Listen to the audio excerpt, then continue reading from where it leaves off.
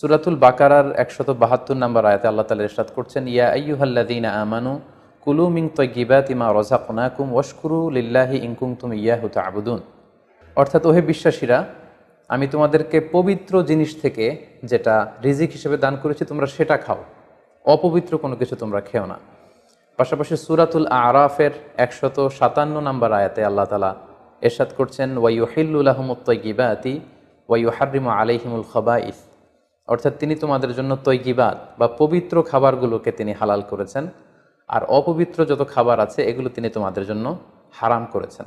তো কোন জিনিস খাওয়া আমাদের জন্য হালাল আর কোনটা খাওয়া হারাম, এক্ষেত্রে আমরা বিশ্বাসীরা এই মূলনীতি সবসময় অবলম্বন করতে হবে যে যেটা তৈয়িবাত পবিত্র সেটা আমাদের জন্য খাওয়া, সেটা কনজিউম করা আমাদের জন্য হালাল, আর যেটা খাবাইস অপবিত্র সেটা কনজিউম করা আমাদের জন্য হারাম। যেমন কালামুল্লাহ মাজিদ আল্লাহ তাআলা আমাদেরকে জানিয়েছেন যে রক্ত খাওয়া হারাম, যেহেতু এটা খাবাইস।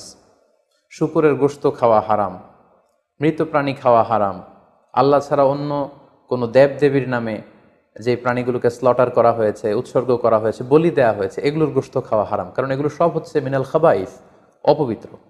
এ পর্যায়ে ডিরেক্টলি যদি আপনার প্রশ্নের উত্তরে আসি যে সি ফুডের ব্যাপারে, সমুদ্র থেকে প্রাপ্ত যে প্রাণী বা খাবার এগুলোর ব্যাপারে কোরআন আমাদেরকে কি জানিয়েছে, সেক্ষেত্রে আমরা সূরাতুল মায়েদার ৯৬ নম্বর আয়াতকে এখানে উল্লেখ করতে চাই, যেখানে আল্লাহ তাআলা ইরশাদ করছেন, উহিল্লা লাকুম সয়দুল বাহরি ওয়া তুআমুহু মাতাআল লাকুম ওয়া লিস-সাইয়ারা।